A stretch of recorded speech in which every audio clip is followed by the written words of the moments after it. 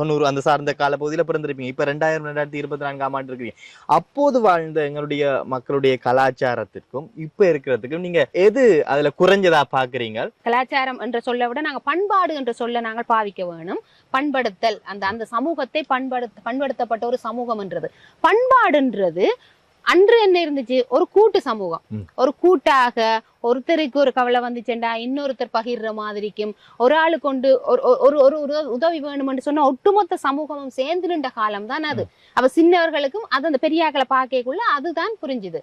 இன்றைக்கு வந்து எங்கட சமூகம் அரசியல் ரீதியாகட்டும் எங்கட பண்பாட்டு ரீதியாகட்டும் சிதறுண்டு போயிருக்குது. அந்த சிதறுண்டு போயிருக்கிறது தான் எல்லா வகையான பிரச்சனைகளுக்கும் காரணம்.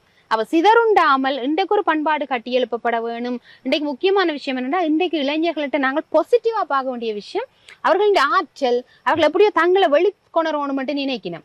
ஆனா தனித்தனியே நிக்கணும். அப்ப அன்று எப்படி ஒண்டா இந்த சமூகம் இருந்துச்சோ அதே மாதிரி ஒரு கூட்டு சமூகத்தை கொண்டு வரதுக்கு நாங்கள் முனைய வேணும்.